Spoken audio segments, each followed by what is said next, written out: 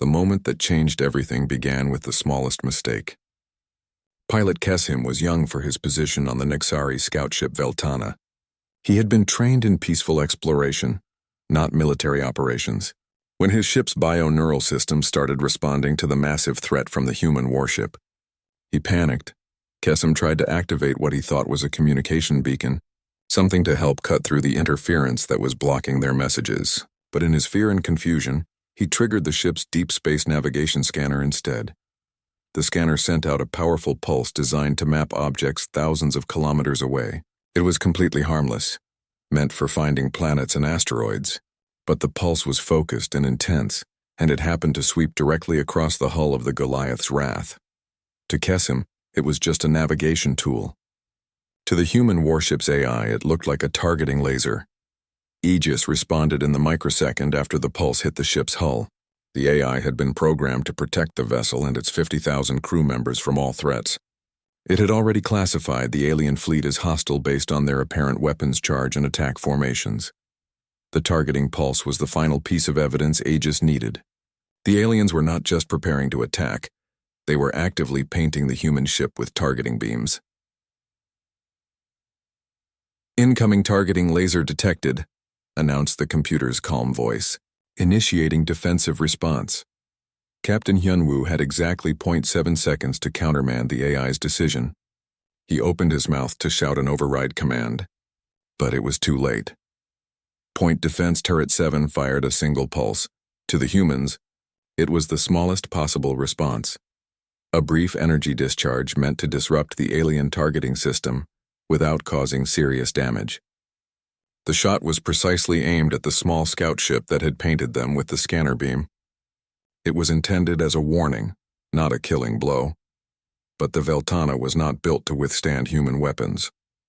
The plasma pulse hit the scout ship's bio-hull and tore through it like fire through paper. The vessel's living components screamed and died instantly. The elegant curves of Nexari engineering collapsed into expanding clouds of superheated gas and metal fragments. Pilot Kesim had no time to understand what was happening. One moment he was trying to help establish communication. The next moment he and his entire crew of 12 were nothing but atomic particles spreading through space. The destruction was so complete that the other Nexari ships barely had time to register what had happened before the shockwave hit them. "Commander." Velthek watched in absolute horror as one of his ships simply ceased to exist. The Veltana had been there and then it was not. The energy release from the human weapon was beyond anything his people had ever imagined possible. "All ships, evasive maneuvers," he screamed into his communicator. "Emergency jump preparations. Get us out of here." But it was already too late for organized retreat. The death of the Veltana had triggered panic throughout the Nexari fleet. Ships began scattering in all directions, their bio-hulls reflecting the terror of their living components. 2 more Nexari vessels, the research ship Kolthes and the supply tender Morvalan, were caught in the expanding debris field from the destroyed scout ship. The high-velocity fragments tore through their hulls, causing critical system failures. Both ships began losing life support and engine power. Fleet Coordinator Yolmeth tried desperately to maintain communication with the scattered fleet.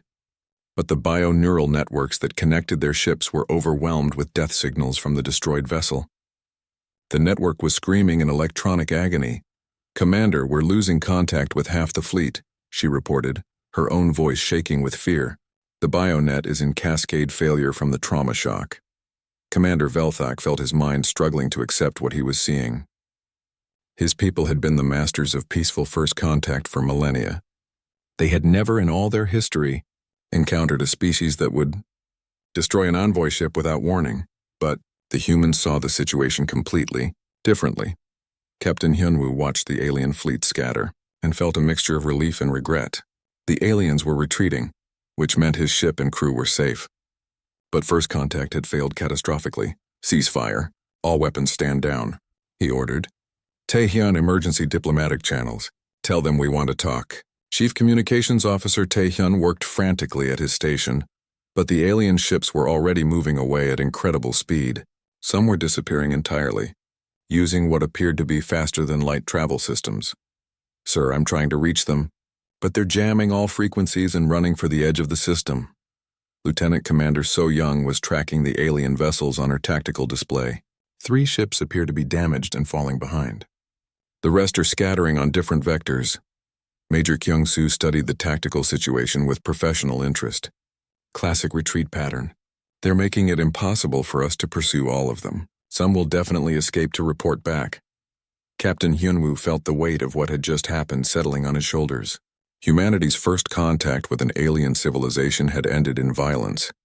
1 alien ship was destroyed, others were damaged, and the survivors were fleeing in terror.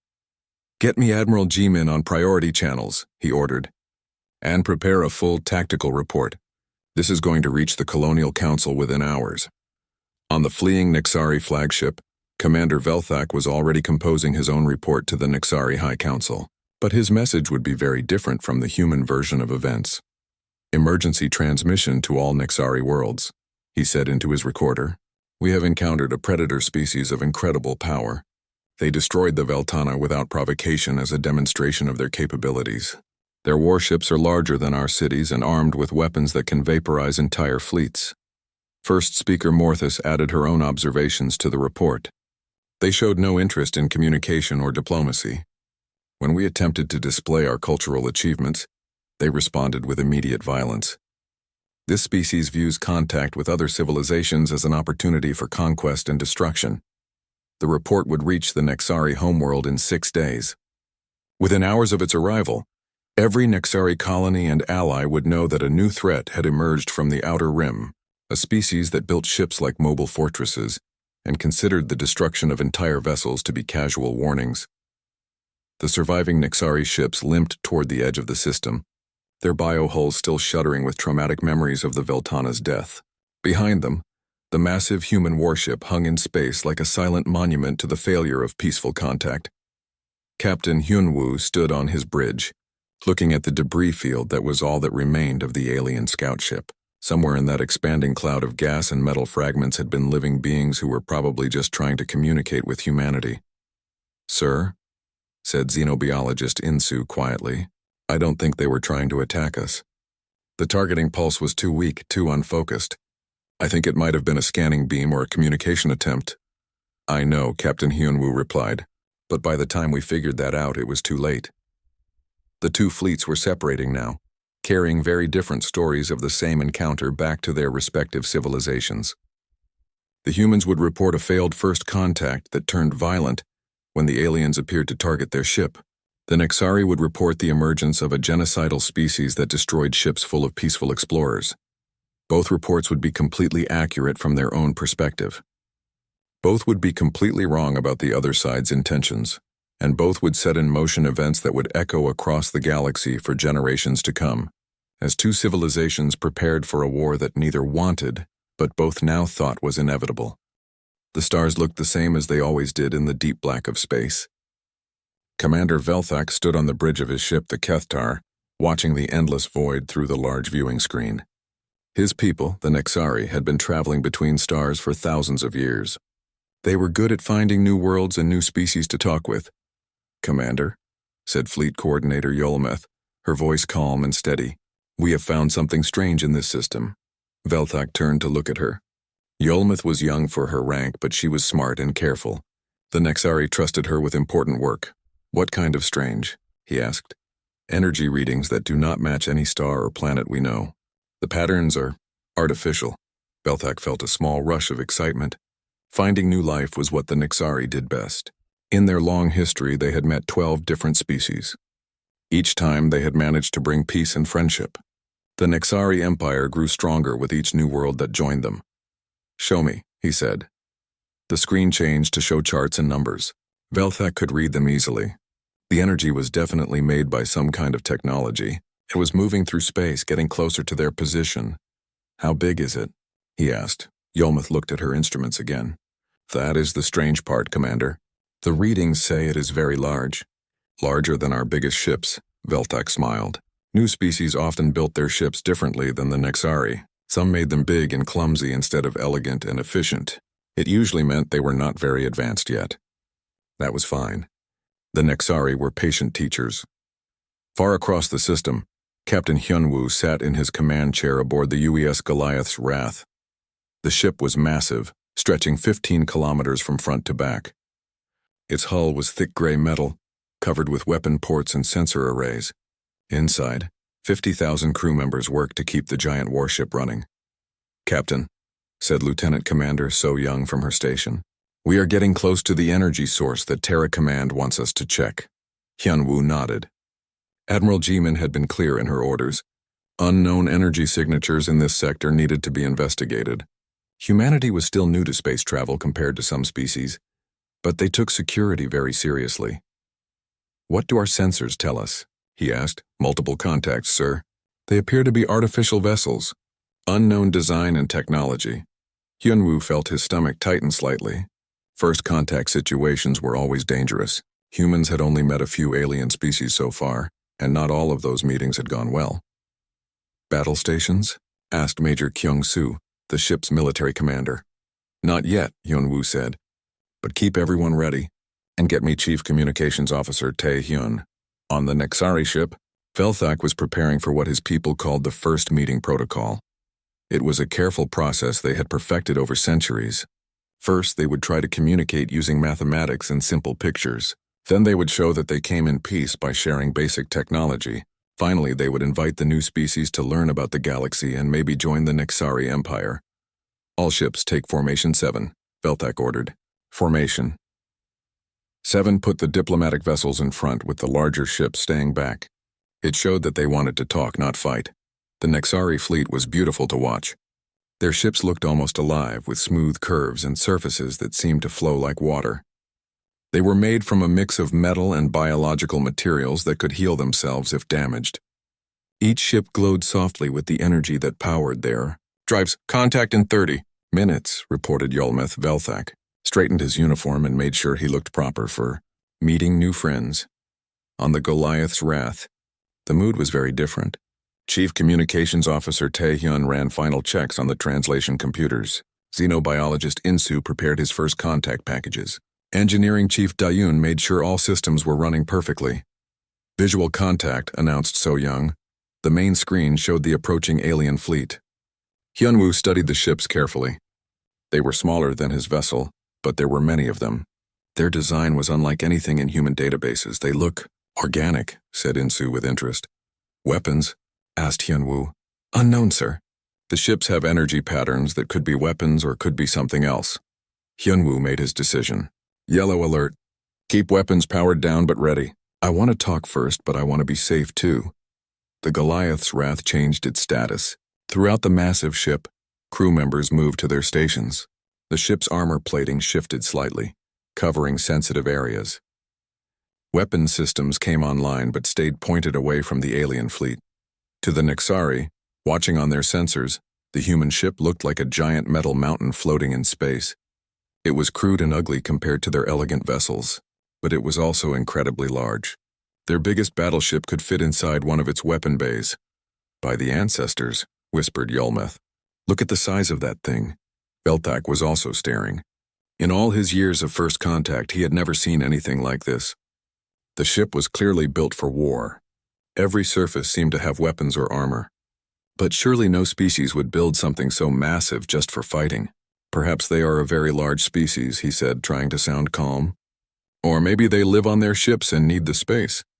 But privately, Velthak was starting to feel worried. The ship looked like it could destroy his entire fleet without much trouble. He had to hope that the beings inside were peaceful. "Open a communication channel," he ordered. Standard first contact greeting. On the human ship, Tae-hyun suddenly looked up from his station. "Captain, we're receiving a transmission. It's not in any language we know, but it's clearly artificial. Someone is trying to talk to us." Hyun-woo felt a moment of relief. If they wanted to communicate, maybe this would go smoothly. "Can we respond?" "Working on it, sir. The computer is trying to find patterns." Both fleets slowly approached each other in the vast darkness of space. Neither side knew that they were about to begin the most dangerous conversation in galactic history. The Nexari expected to meet another species they could guide and befriend. The humans expected to face another unknown threat to their expanding civilization. Neither was prepared for what would happen next. The distance between the two fleets grew smaller with each passing minute. On both sides, crews worked hard to understand what they were seeing. But their different ways of thinking made everything more complicated than it needed to be. Lieutenant Commander So Young studied her tactical display with the focused attention that all human military officers learned. Every ship was a potential threat that needed to be understood and countered. She cataloged the alien vessels by size, apparent weapon systems, and movement patterns. 17 vessels total, she reported to Captain Hyunwoo. The smaller ones in front could be scouts or fighters. The larger ones staying back might be command ships or heavy weapons platforms. Her analysis was perfectly logical from a military point of view. But she was completely wrong. The small ships in front were actually the Nexari diplomatic vessels. The larger ones in back were supply ships and research vessels. The Nexari had no weapons pointed at the human ship at all. On the Kethtar, Fleet Coordinator Yolmeth was doing her own analysis. But her training was completely different. She looked for signs of cultural development, technology level, and peaceful intentions. Their ship shows incredible engineering skill, she told Commander Velthak. But the design is so primitive. All those weapons and armor plates. They must come from a very dangerous world. Yolmeth felt sad thinking about it. Many species developed this way when their home planets were full of predators and natural disasters. The Nexari had been lucky. Their world was peaceful, so they learned to solve problems by talking and cooperation instead of fighting. Perhaps we can help them, Velthak said kindly. Once they see that the galaxy has peaceful civilizations, they will not need so many weapons. Neither commander realized that their basic assumptions about each other were completely wrong. Chief Communications. Officer Tae-hyun worked frantically at his station on the human ship. The alien transmissions were complex and beautiful, but the translation computer could not make sense of them. They're using mathematical concepts, he reported, but layered with what might be music or poetry. Our systems are not built to handle this kind of artistic communication. Human computers were designed for clear, direct messages. Military communication needed to be fast and accurate. The Nexari style of embedding meaning in artistic patterns was like a foreign language that used colors and emotions instead of words. Keep trying, ordered Captain Hyunwoo, and prepare our own mathematical sequence. Basic numbers, physics, chemistry, something they can understand. Meanwhile, on the Nexari ship, First Speaker Morthus was having the same problem in reverse. The human transmissions were harsh and direct. They contained no art or beauty, just raw information. They communicate like machines, Morthus said with confusion. Where is the emotion? Where is the respect for the beauty of first contact? To the Nexari, communication was an art form. Each message should be beautiful as well as informative. The human style seemed cold and unfriendly, almost rude. Perhaps it is just their way, suggested Velthak, though he was also worried. Some species are more practical. As the fleets continued to approach, both sides began making serious mistakes. Captain Hyunwoo ordered routine tactical scans of the alien vessels. This was standard procedure for any unknown contact. The scans would tell them about weapon systems, shield strength, and structural weak points. To Lieutenant Commander So Young, this was just good sense. Knowledge is safety, she had been taught in the academy. Never approach an unknown contact without full information. But to the Nexari, the deep penetration scans felt like someone staring into their homes without permission. Their ships were partially alive, with biological components that could feel the intrusive scanning beams. Commander, said Yolmeth with growing alarm, they are conducting very aggressive sensor sweeps of our vessels. This goes far beyond normal first contact protocols. Velthak felt his first real moment of fear. Why would a peaceful species need such detailed scans of their ships? Unless they were planning an attack? Defensive posture, he ordered reluctantly. Do not power weapons, but prepare our energy shields.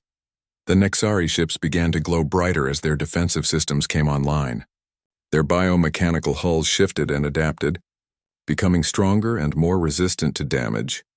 On the human ship, Engineering Chief Da-eun immediately noticed the changes in the alien vessel's energy signatures.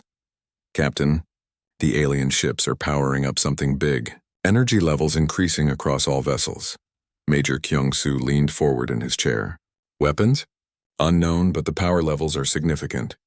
If those are weapons, they could damage us. Captain Hyunwoo felt the weight of command pressing down on him.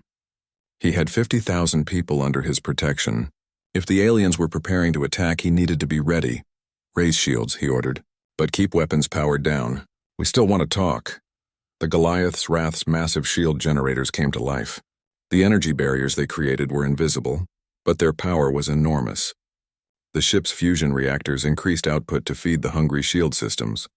Both sides were now in defensive positions, each thinking the other had made the first aggressive move. But the real problems were just beginning. Xenobiologist Insu was working with a team of specialists to create a proper first contact message. They decided to use a simple approach: pictures and mathematics that any intelligent species should understand. Their message showed the human solar system, with Earth marked as their homeworld. It included basic information about human biology and peaceful intentions. It was exactly the kind of message that Earth scientists had planned for first contact. But when the Nexari received it, they were confused and frightened. The message showed a species that had spread to multiple worlds in their system. The Nexari had taken thousands of years to colonize just a few planets. How had these beings expanded so quickly? Even worse, the biological information seemed to describe a species of incredible physical strength and endurance. The Nexari were peaceful and gentle. These humans appeared to be natural predators. Look at their physical specifications, Morthus said with growing worry. They are much stronger than us, and they breed very quickly. The Nexari message back to the humans had the opposite effect. It showed a galaxy-spanning civilization that had contacted many other species. To human military minds, this looked like an empire that conquered other races. They claimed to control 12 different species, reported Insu after analyzing the alien response. And they want us to join their empire. Empire? Captain Hyunwoo did not like that word. Human history was full of empires that conquered and enslaved other peoples. The translation might be wrong, Insu said hopefully, but the message definitely talks about bringing us into their civilization. The gap between the two species was getting wider with every exchange. The humans saw an aggressive empire trying to conquer them. The Nexari saw violent predators who had already taken over their entire star system and now threatened the peaceful galaxy. Both sides were wrong, but neither realized it. They were like two people trying to have a conversation while speaking completely different languages and making assumptions about each other's intentions. The Nexari had spent thousands of years learning to make friends with other species through patience and understanding. The humans had spent their entire history learning that strangers were dangerous until proven otherwise. Commander Velthak stood on his bridge, watching the massive human warship getting closer. He had been so excited about first contact just an hour ago. Now he was beginning to think his fleet might not survive the meeting. Captain Hyunwoo stood on his own bridge looking at the alien fleet on his screen. He had hoped this would be humanity's first peaceful contact with an alien civilization. Now he was starting to think he might have to fight his way out of the system. Neither commander wanted a battle. Both were good, honorable leaders who cared about their people. But the universe did not care about their good intentions. Sometimes the biggest tragedies happened when everyone was trying to do the right thing. The two fleets continued their careful approach through the dark space between the stars, carrying the hopes and fears of two entire civilizations toward a meeting that would change everything.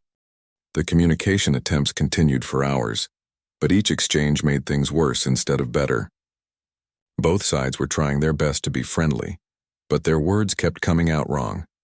Xenobiologist Insu worked with his team around the clock, trying to build a proper translation system. They sent mathematical concepts, pictures of peaceful activities, and even simple music. But every message seemed to make the aliens more nervous. "I don't understand," Insu said to his assistant, Dr. Hai-jin. "We're showing them art, science, and culture.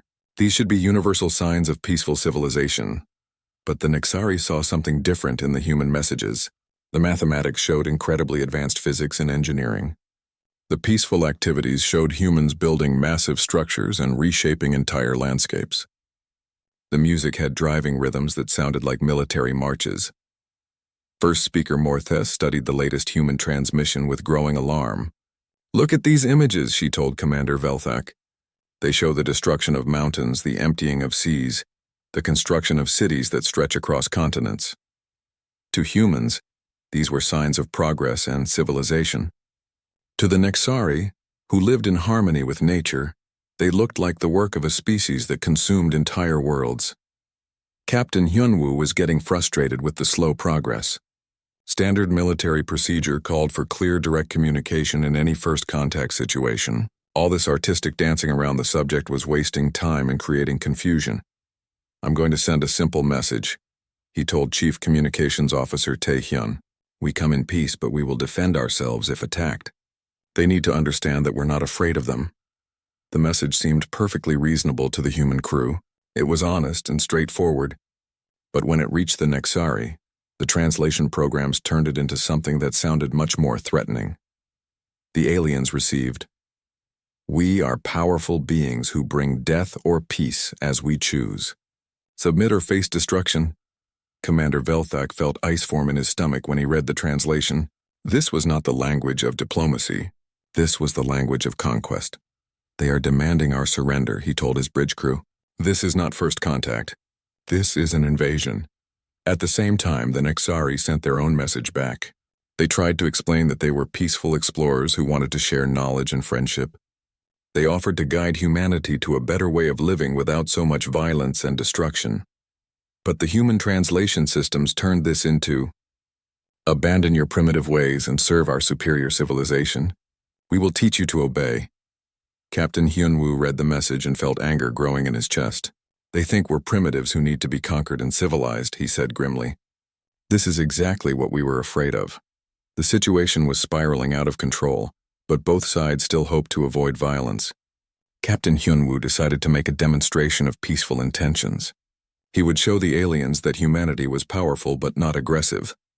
"Engineering Chief Da-un," he ordered, "I want a controlled demonstration of our point defense systems. Clear some of that asteroid debris in grid 77 Alpha. Make it clean and precise." Da-un nodded and began the firing sequence. The Goliath's Wrath's point defense turrets swiveled to target several large asteroids drifting nearby. These weapons were designed to stop incoming missiles and space debris. To the human crew, this was a routine safety procedure. The asteroid field lit up with precise energy beams. Rocks the size of buildings vanished in brilliant flashes. The demonstration lasted only 30 seconds, but it completely cleared a three-dimensional grid of space that had been full of debris. "Perfect shooting," reported Lieutenant Commander So Young. "Navigation hazards eliminated." Captain Hyunwoo was satisfied. The demonstration showed that humanity had powerful weapons but also precise control. Any reasonable species would understand that they could have targeted the alien ships instead of empty space. But the Nexari did not see it that way at all. Fleet Coordinator Yolmuth watched the display with absolute terror. The human ship had just casually destroyed enough rock to build a small moon. The energy release from those warning shots was greater than the total power output of the entire Nexari fleet. "By all the ancestors," she whispered. "They just vaporized half a mountain range to show us how powerful they are." Commander Velthak felt his hands shaking as he stared at the empty space where the asteroids had been. His people's most powerful weapons could crack a large asteroid into pieces. These beings had turned solid rock into empty space in the time it took to blink. "Send an emergency transmission to the homeworld," he ordered. "Tell them we have encountered a species with planet-killing weapons. They consider destroying asteroids to be a casual demonstration." The message raced across space toward the Nexari home system, carrying news that would terrify an entire civilization. But Velthak did not know if anyone would be alive to receive it. On the human ship, Captain Hyunwoo was puzzled by the alien response. Instead of acknowledging his peaceful demonstration, they seemed to be getting more agitated. "Their energy signatures are spiking again," reported Engineering Chief Da-un. "It looks like they're powering up more systems." "Maybe they didn't understand the message," suggested In-soo. "We could try a different approach." But Major Kyung-soo was thinking like a soldier. "Or maybe they understood perfectly, and they're preparing to attack before we can fire again." The human ship's automated defense systems were constantly scanning the alien vessels. Every change in energy pattern, every shift in position, every fluctuation in their power systems was recorded and analyzed by military computers that were programmed to look for threats. When the Nexari ships began extending their sensor tendrils for another attempt at communication, the human computers interpreted this as weapons deployment. Warning alarms began sounding throughout the Goliath's Wrath. "Multiple alien vessels showing weapons signatures," announced So Young. "They appear to be preparing some kind of energy discharge." Captain Hyunwoo felt the weight of command crushing down on him. He had 50,000 people depending on his decisions. The aliens had just seen a demonstration of human power, but instead of backing down, they were apparently preparing to attack. "Battle stations," he ordered reluctantly, "but do not fire unless fired upon." The massive warship transformed as it prepared for combat. Armor plating slid into position with sounds like thunder. Weapon systems powered up with the hum of barely contained energy. The ship's fusion reactors ramped up to full military power. The sounds of the Goliath's wrath preparing for war carried through space itself. The vibrations of its massive engines and weapon systems created low-frequency waves that the Nexari could detect with their sensitive bioships. To them, it sounded like the roar of an angry god. Commander Velthak listened to the mechanical symphony of death and felt despair settling over him. His elegant fleet, with their beautiful bioships and advanced diplomatic protocols, were like flowers trying to negotiate with a volcano. "All ships," he transmitted on emergency channels, "prepare for evasive maneuvers. We cannot match their firepower, but perhaps we can escape to warn others." But even as he gave the order, Velthak knew it was probably hopeless. The human ship was not just more powerful than his fleet. It was more powerful than anything the Nexari had ever imagined possible. Both commanders stood on their bridges, looking at each other across the dark of space. Both were good leaders who wanted to protect their people. Both were afraid of the other side's intentions. Both were about to make decisions that would echo across the galaxy for generations to come. The stage was set for a tragedy that neither side wanted, but neither could prevent. The tension between the two fleets reached a breaking point when Commander Velthak made a decision that would haunt him forever. He wanted to show the humans that the Nexari were also advanced, not just primitive beings to be conquered. It was a choice made from pride and desperation. "Activate the harmony display," he ordered Fleet Coordinator Yolmeth. "Full ceremonial power." Yolmeth looked uncertain. "Commander, given the situation, perhaps we should maintain minimal energy signatures." "No," Velthak said firmly. "These beings respect only power. We must show them that we are not helpless prey." The Nexari fleet began one of their most beautiful cultural demonstrations. Each ship's bioluminescent hull started glowing in complex patterns. Energy fields danced between the vessels like ribbons of light. The display was meant to show the harmony and artistic achievement of their civilization. To Nexari eyes, it was breathtakingly beautiful. The light patterns told stories of their history, their values, and their peaceful intentions. It was like watching a symphony made of starlight. But to human military sensors, it looked like something completely different. "Multiple energy buildups across all alien vessels," announced Lieutenant Commander So Young, her voice tight with tension. "Power levels rising to maximum on all contacts." Captain Hyunwoo watched the display on his tactical screen. The alien ships were lighting up like Christmas trees, with energy patterns that looked exactly like weapons charging for a coordinated attack. "Analysis?" he demanded. Major Kyung-soo studied his instruments grimly. "If those are weapons, sir, they have enough combined firepower to seriously damage us. The patterns suggest they're preparing a synchronized strike." Engineering Chief Da-eun was tracking the energy signatures with growing alarm. "Captain, I'm seeing power levels that shouldn't be possible from ships that size. Their technology might be more advanced than we thought." Captain Hyunwoo faced an impossible choice. Everything his military training told him pointed to an imminent attack. The aliens had responded to his peaceful demonstration by powering up what appeared to be massive weapons systems. He had 50,000 crew members depending on his decisions. But he also knew that firing first would make humanity the aggressor in this first contact. If he was wrong about the alien intentions, he would be responsible for starting a war. "Charge main batteries," he ordered quietly, "but hold fire until I give the command." The Goliath's wrath began powering up its primary weapon systems. The process was loud and unmistakable. Fusion reactors that were already running at combat levels pushed even harder. Massive capacitor banks began storing the incredible amounts of energy needed to fire the ship's main guns. The sound was like the heartbeat of a metal giant, deep rhythmic pulses of power that could be felt through the ship's hull. It was the sound of barely controlled destruction, held back only by human discipline. On the Nexari flagship, First Speaker Morthus watched in horror as the human ship's energy signature changed. Their sensors could detect the massive power buildup, but they could not understand the scale of what they were seeing. "Commander." she said in a shaking voice. Their power output is increasing beyond all reasonable limits. I think they're preparing to destroy us all. Commander Veltak felt his world collapsing around him. The beautiful harmony display that was supposed to show their peaceful culture was being interpreted as an act of war, and now the humans were preparing a response that could vaporize his entire fleet. All ships, emergency power to shields and engines, he ordered. Prepare for evasive maneuvers. But even as he gave the commands, Veltak knew they would not be enough. His ships were fast and agile, but the human weapons had already demonstrated planet-killing power. There was nowhere in the system they could run that would be far enough away. The crisis escalated further when the automated systems on both sides began taking control. The human ship's AI, designated Aegis, was programmed to protect the vessel and crew from all threats. It had been analyzing the alien fleet since first contact, building tactical profiles and threat assessments. When the Nexari ships began their energy display, Aegis classified it as a coordinated weapons charge.